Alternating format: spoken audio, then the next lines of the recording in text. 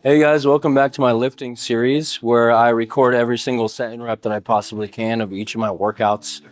This is a hypertrophy lifting series right now where I'm bulking up and I'm following a program that I made myself. This is my second public program. It's titled MyoMax and it's a 9-week high volume periodized, really emphasizing muscle building program. And if you guys want to get the document for yourself so you can have like a personalized experience for yourself, it's $10 in the description down below, but full disclosure, you do not need it. And the reason why you don't need it is because I record everything that I do for the program. And even if I can't record something, I end up telling you guys about it. So you can just scrub through. I got timestamps and everything, so you can follow along and do exactly what I do if you so desire. Today is a lower body day, and I'm going to be starting with the Smith machine back squats. And I really love this variation because of the stability, and it kind of forces you into a succinct groove while you're squatting. And that's something that you don't really get as much with more of a free weight back squat, like a barbell back squat, because that is triggering so many stabilizers and you have the balancing and coordination component and all that jazz, which is great.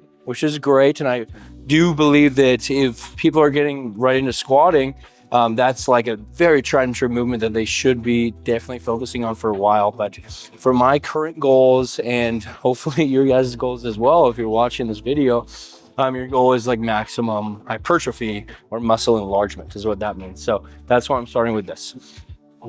Full disclosure today, I do not want to be here. I am having a really, really hard time getting myself in gear for the gym. And that's just because I'm poorly slept. I'm poorly recovered today just because of my work schedule and stuff, which can totally like interfere with your mindset and how much vigor and intensity that you can bring into your training. So I'm just trying to kind of meet myself where I'm at. And I think that it's really important is that you meet yourself where you're at when you're having a bad day and just kind of adjust your workout accordingly. So today I'm not going for any crazy numbers. I'm not going for any personal records or beating any, like getting my all-time best or whatever.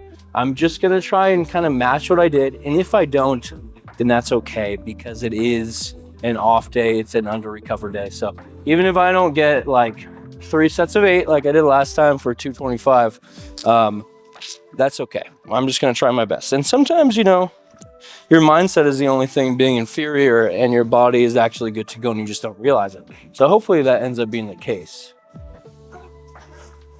However, every fiber of my mind is saying, you're going to have a terrible lifting session. I mean, as soon as I got in here today, I was like, fuck, I just want to leave. However, that's not a champion mindset and that's not going to get you very far. So let's just get into it.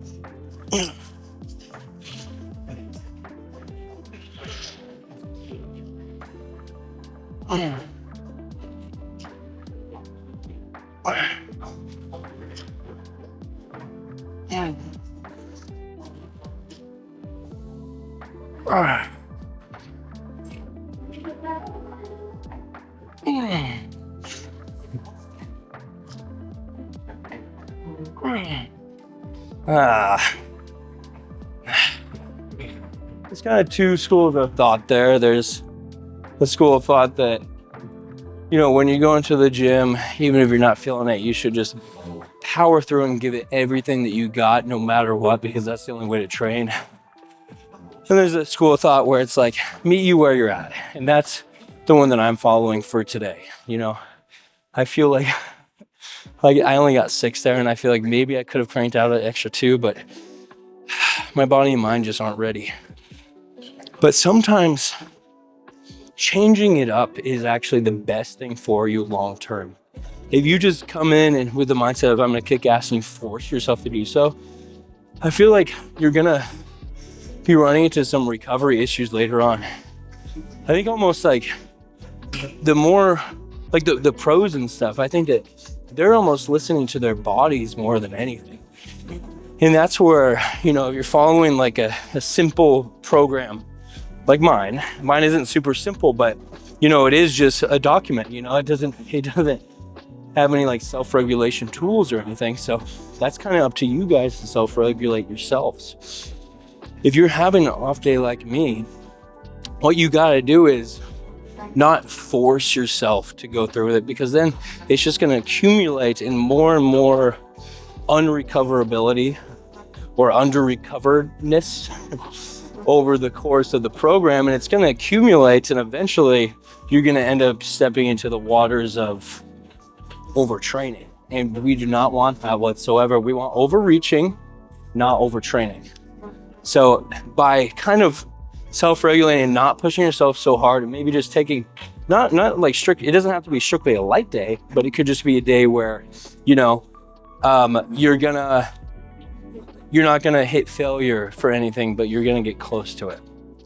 You know, like that was next to failure, but it wasn't failure. So I didn't completely destroy myself. And I think that that's a form of self-regulation that can potentially get you a lot further than just being like, oh, I'm gonna tough it out and go to the extreme. Anyway, enough of that. Let's cut to set number 2.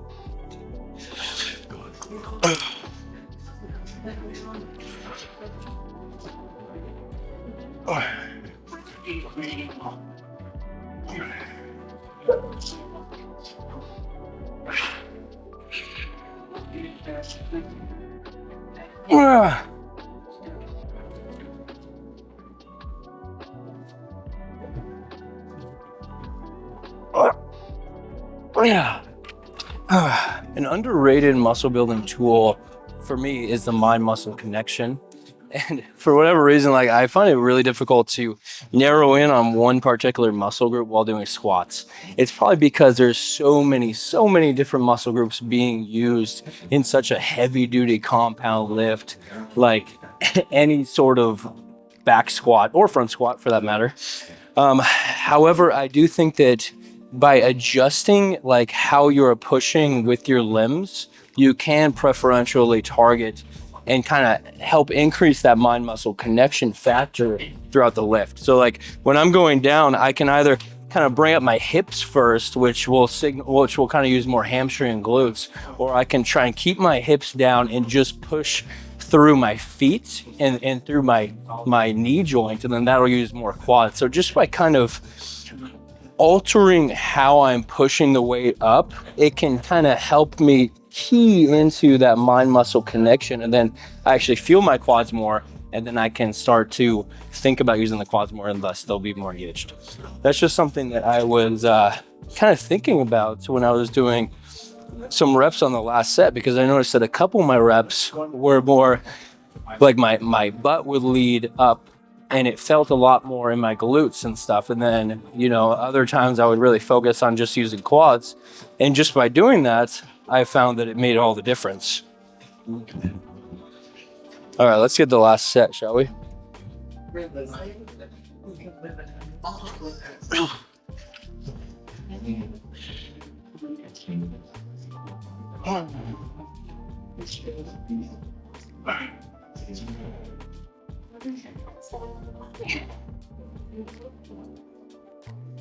Yeah.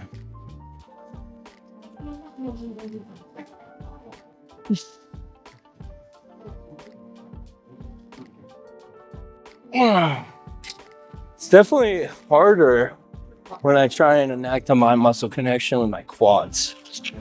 I think that shows that my quads are probably underdeveloped and a little bit weaker than the rest of my lower body, which is not good, because I would like my quads to be larger and stronger, but for whatever reason, I've just always struggled to build quads. And it's probably for this reason where I tend to gravitate towards using my hips. So just by this little form cue and really thinking about the quads, I think that may be the secret to long-term gains for myself. Let me know if you guys are the same way, if you have the opposite problem. All right, gang, next up, I'm transitioning to the posterior chain, the posterior side of the legs, and we're going to be hitting some Romanian deadlifts, which is just kind of like a fancier version of the stiff-legged deadlift. There's just a little bit more slight of a bend. If you guys have been following along, you know that I've been having issues with this squat machine, just because the barriers at the bottom don't go down far enough at all. So without having like blocks, which I have set up. You guys can't see it, but I got a bunch of blocks set up so that I'm actually elevated. So it's almost like a deficit deadlift. However, you know, it's kind of like set up like a deficit deadlift. However, I'm only getting a regular range of motion of a deadlift. But I've been having trouble with the height. I've been doing just like one pad and then a pad with like 2 blocks underneath it, or 1 block underneath it and then 2 blocks. And now I'm doing 3. So, you know, I just tested it and I finally hit the sweet spot. So just what I'm getting at here is make the necessary modifications that you need to in order to get the most out of a lift. And for this, the modifications that were required was some feet elevation in order to enact the full range of motion. So, you know, take that with what you will. Take that how you will. Let's get in the first set. Again, I'm just gonna like do my best. I'm not trying to beat any records right now because of my state.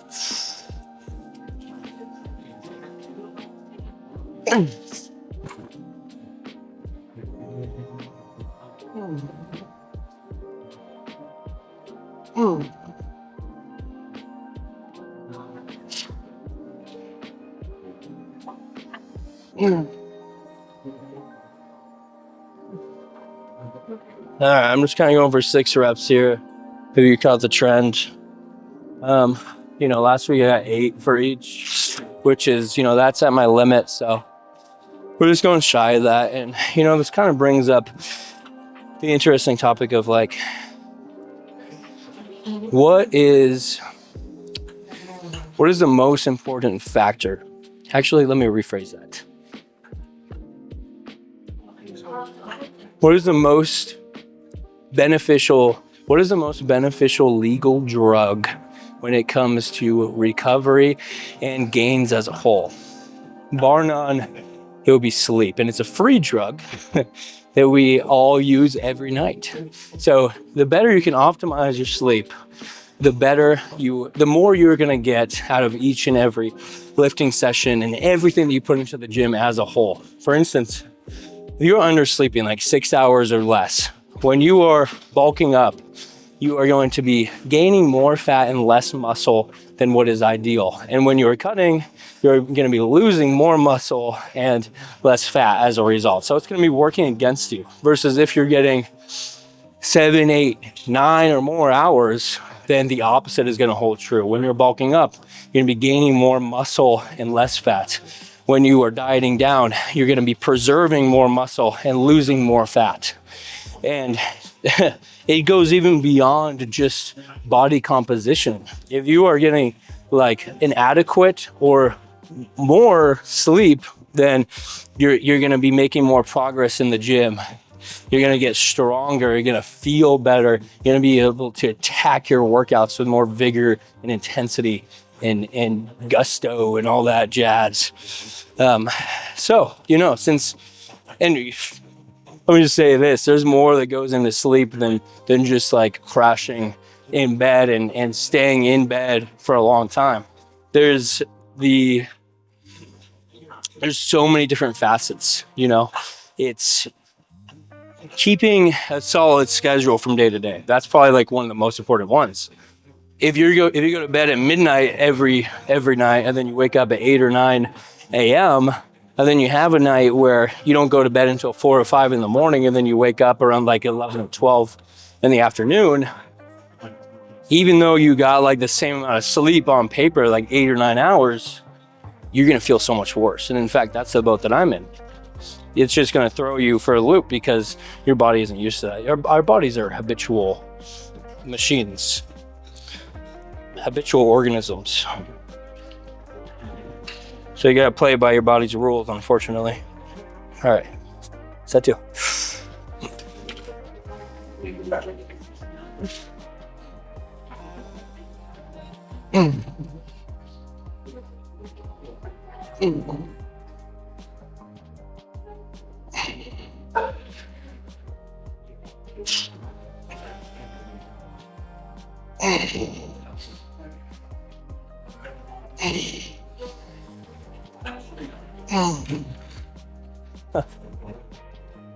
That's crazy. I actually just got 8 there, and I'll tell you the reason why I think I got 8. I was just my hunch or my hypothesis. And it's that I didn't even think.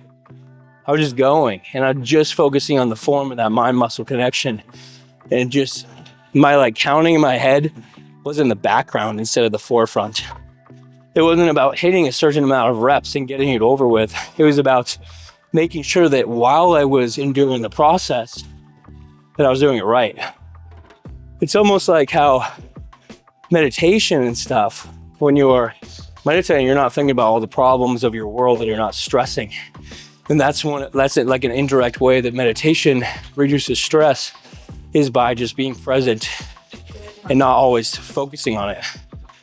Same deal with this lift that I just did. Instead of focusing on the reps and just getting through it, I just focus on the form and perfecting that, and working out. All right, I'll show you guys see me happen. Let's just cut to set number 3, shall we? All right, guys, last set. So let's try and make it a carbon copy of the second. I always say that we should make it a carbon copy of the first, but my first wasn't as good as my second. So maybe it should be trying to make every set a carbon copy of the best set. Maybe. But of course, my whole point was that the first set should be the best. In an ideal world.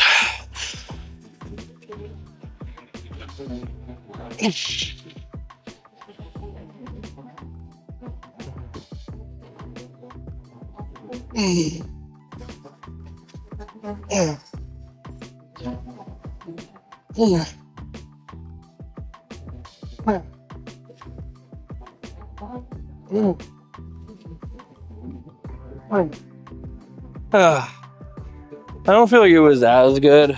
My setup was kind of inferior. And what I mean by that is like how my feet positioning was, how I gripped the bar. For example, my feet weren't as far up as they should have been to keep the bar at my center of mass, which is where you want it.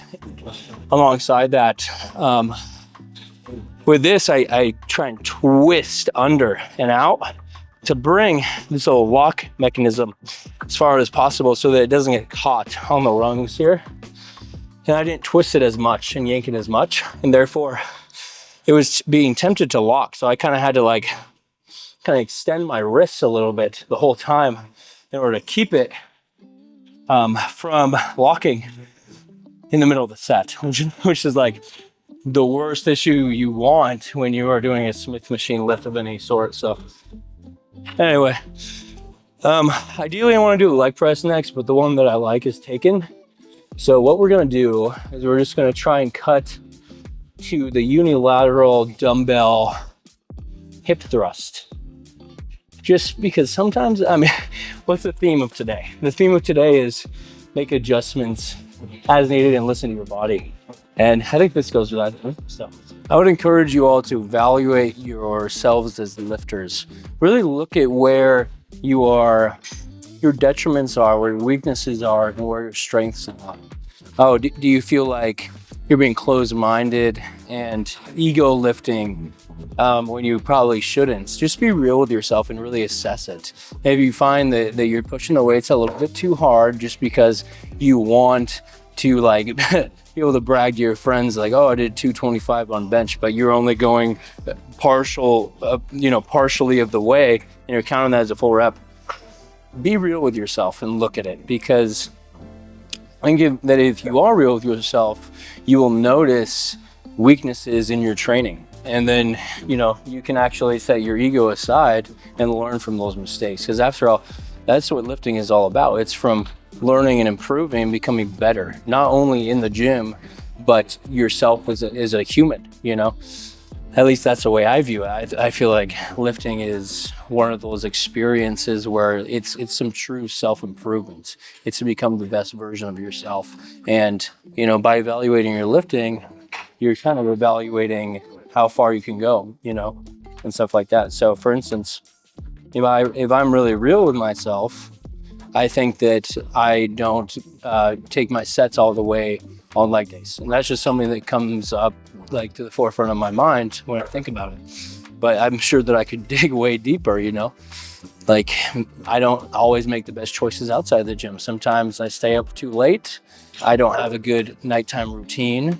I don't do a morning routine a lot of the times. Like, I used to wake up and do a cold plunge and all these things.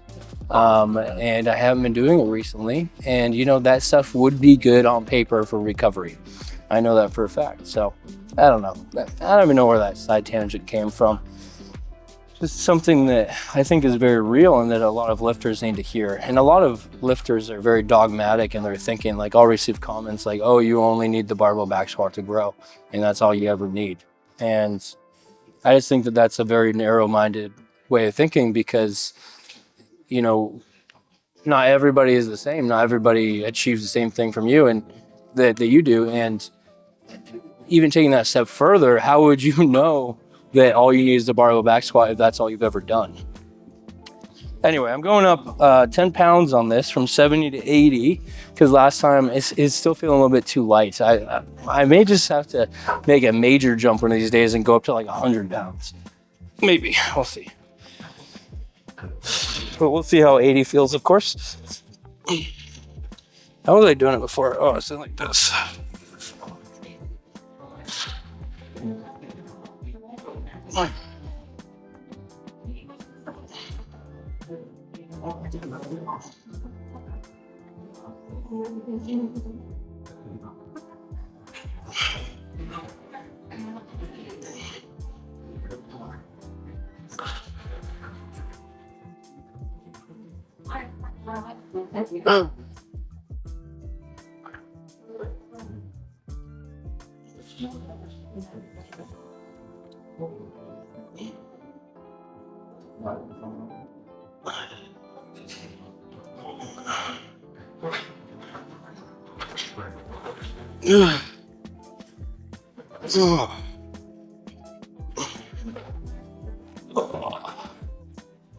You know, I feel like my form could be a little bit better on these, but I'm reminding myself that this is a brand new movement for me.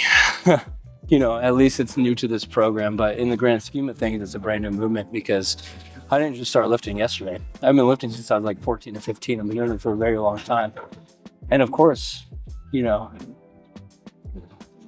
I made a ton of mistakes along the way. And I think that that's what really gives me some permission to be able to discuss these topics with some expertise. Because not only do I have some formal schooling experience and a lot of anecdotal experience, but I also have in the field, in the trenches, failure and success. So, you know, you gotta be looking, if you're looking for somebody to listen to for advice and stuff.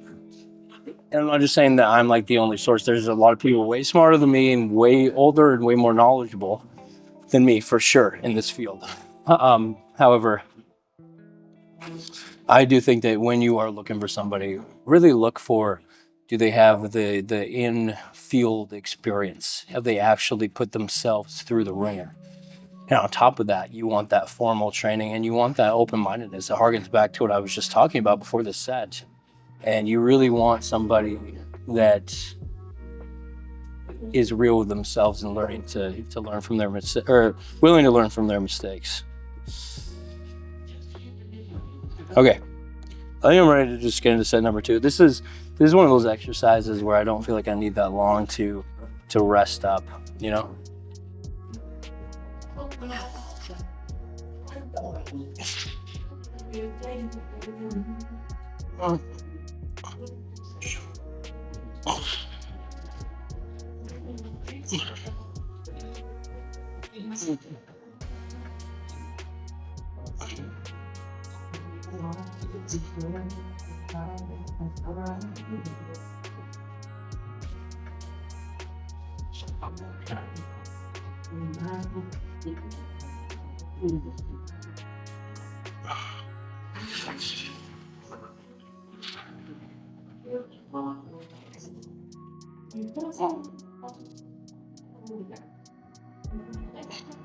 You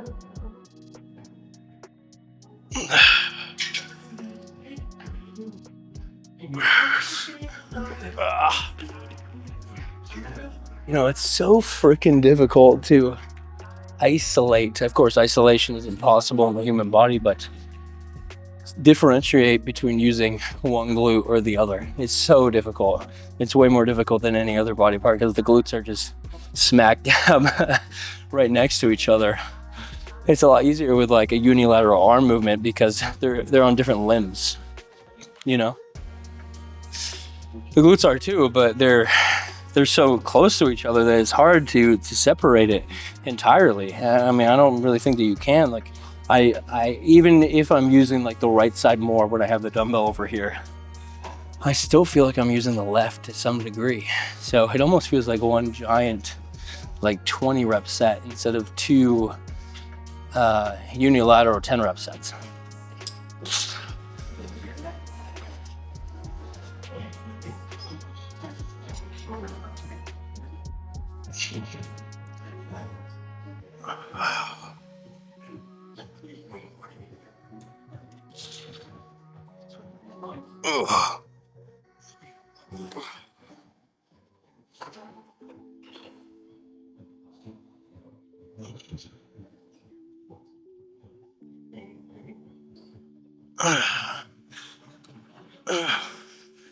Okay, there you have it. I was thinking about another way that if I'm being real with my own training, I can improve.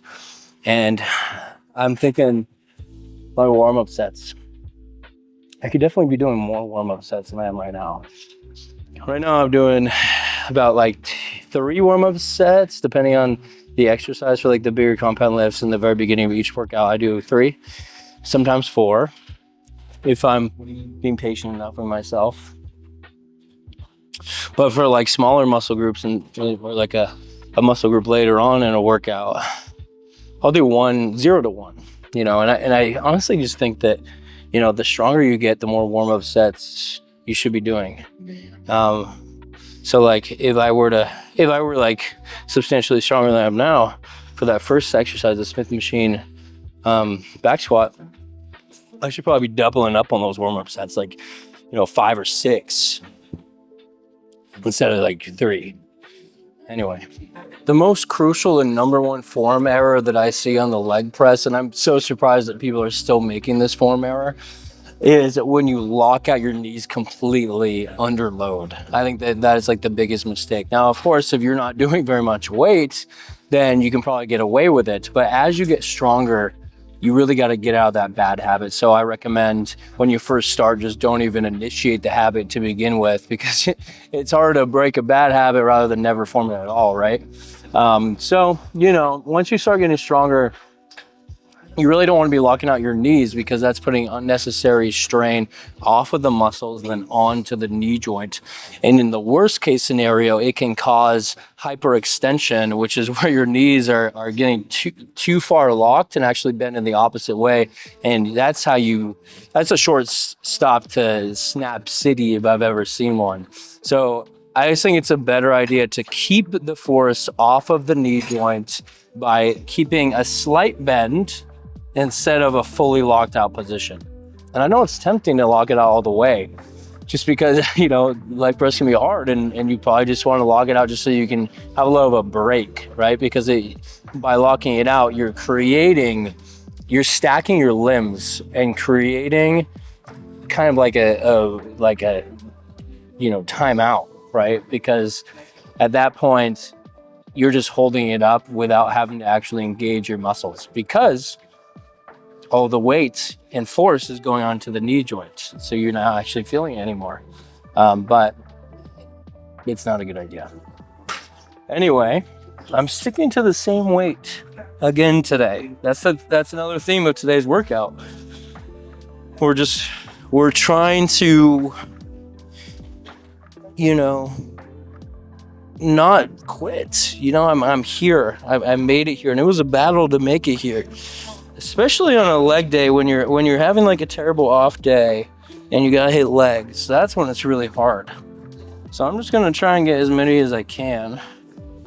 with the same weight, because I just really it harkens back to that thing I was talking about, ego lifting. I'm totally using some ego by not wanting to go down in weight.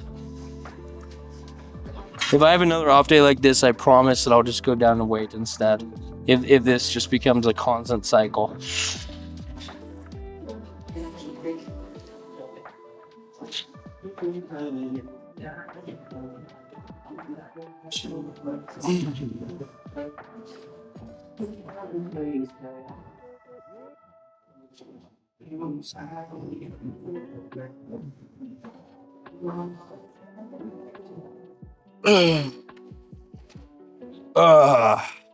I said 6 there. It was feeling really fucking heavy. I'm definitely gonna stick to this weight for a while. And I think I prefaced that last time the time that I actually progressively overloaded to this weight. I think I said, because it's so heavy, we're gonna stick to it until it becomes lighter, which I think is just a good rule of thumb, you know?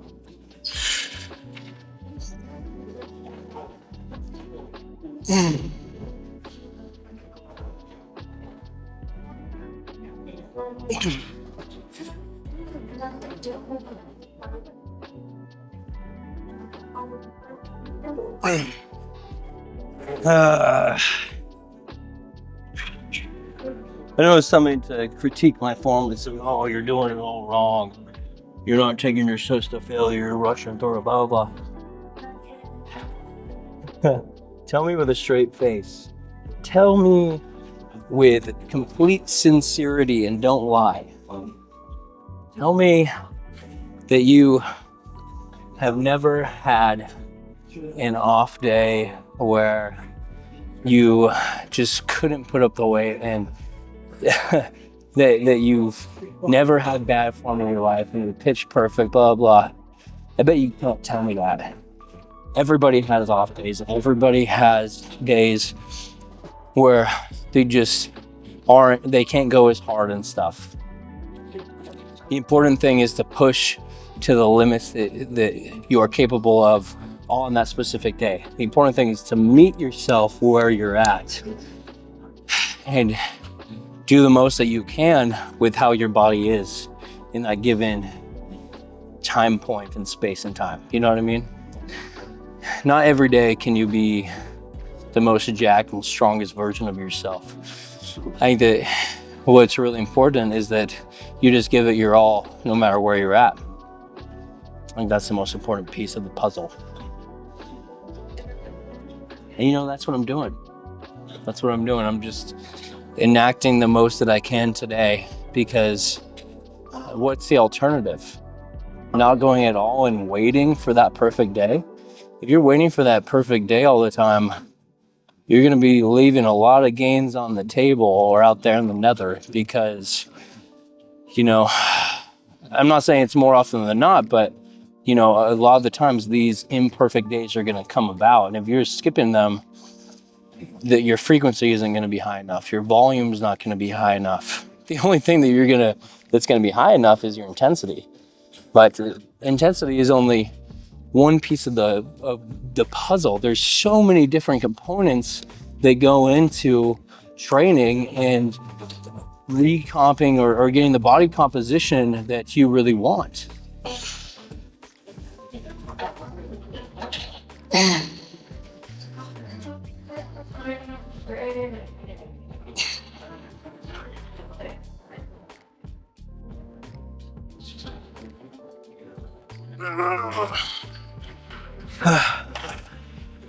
Even though it may seem like I'm rushing and stuff, I promise you it's still really fucking difficult. Let's move on. Since I just did leg press, I'm gonna try and snag a hamstring movement, since leg press is inherently an anterior leg movement. So I'd like to get to the posterior side of the body. I've said it a million times, but I love to fluctuate between antagonistic body parts, because while you're working one, the other one is going to be inherently resting. So that's kind of like just what I've been doing all workout.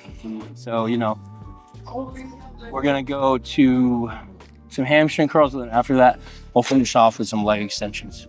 All right, lastly for the hamstrings, we're doing the seated hamstring curl. And I love this machine because you are so fixed into place. There's so many different moving parts in this machine, so to speak. Like you have back support, you have a seat, you have this pad, and then you have the pad that goes over the knees. So you're so locked into place that you can really just focus on your hamstrings. I know there's many different variations of this machine. I've seen so many different ones where like the pad is on your shins and stuff, which I'm not as big of a fan of, but either way you swing it, a seated hamstring curl machine is going to reinforce that sense of stability, magnitudes higher than almost any other hamstring lift. And that's why I love it for isolating the hamstrings. I'm sticking the same weight. Let's just get after it.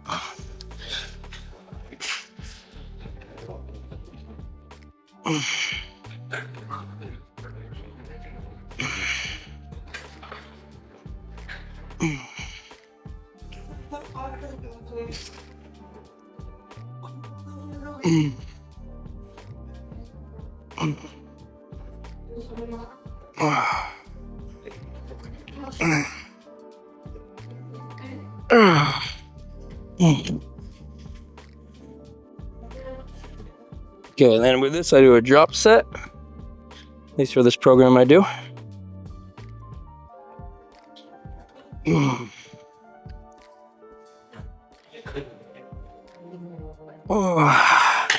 Okay, so it was a little bit shy of last time again. Well, that's all right. That is okay. I'm thinking that for my next bulking phase program, I am going to make it less volume, but higher intensity. So I'll program in less volume, and then I'll just ensure that I'm really going to my maximum capacity on every single lift. Because naturally, volume and intensity are inversely correlated. So the higher up you go on the volume spectrum, the lower your intensity is going to ultimately become, just as a byproduct of doing so much more work. So in order to strike the perfect balance, you need to kind of play with those variables and make sure that when one gets too high, the other one doesn't get too low, unless that's really like your goal. But I think that to make the most like robust and periodized and efficient and maximizing everybody's capacity of a training program, you want to really program those two variables to like intelligently, you know? So you would inversely rotate them.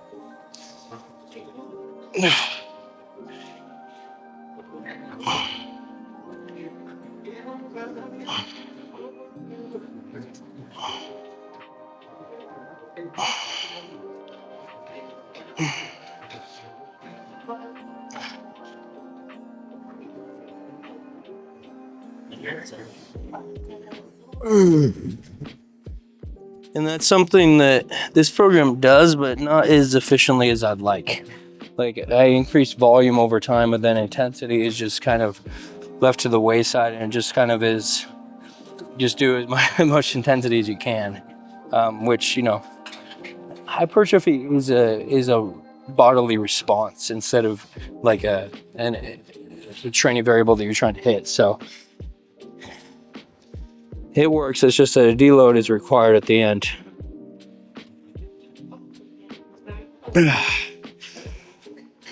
All right. Last but not least, I'm going to be hitting 3 sets. It's up from 3 from the previous weeks because, as I was just mentioning, over time the volume increases in this program. So we're actually up to 3 sets on this. It's the quad extension machine. Sticking the same weight, 165. Let's go.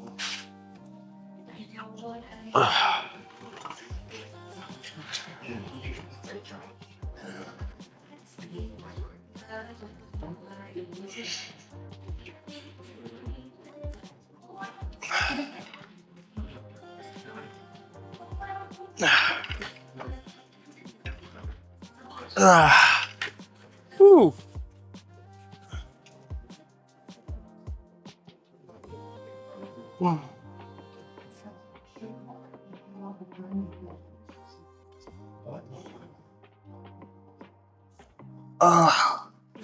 if you guys aren't including some sort of quad isolation, I really implore you to give it a go. I think that whenever you can, you should not only include a compound lift of a muscle group, but also include its isolation component as well.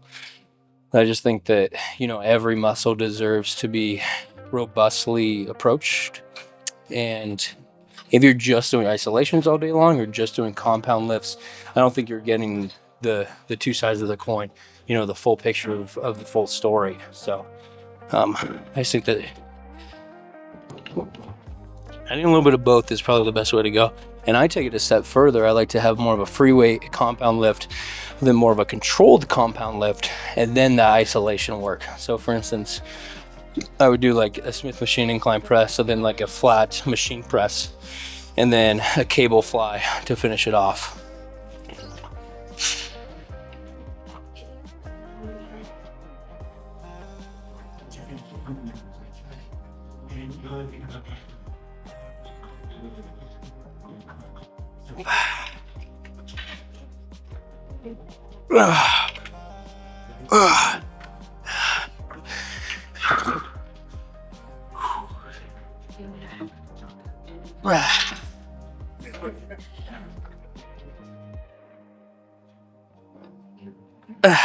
Ooh, that's a killer burn.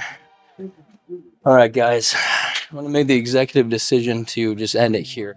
I know that I said I have 3 sets of these, and that is true, so I have one more, but I think you guys get the gist of the workout. I'm gonna do one more of these, same deal, and then I'm gonna finish off with 3 sets of the hanging leg raises, and then it's either 2 or 3, I think it's 3 sets of it's a superset of cable crunches, or not cable crunches, machine crunches superset with machine side lateral raise, the seated chest support if you want. So anyway, that's gonna do it. Thank you guys so much for watching. This is concluding week 4, day 5. We're almost on week 5, which is nuts.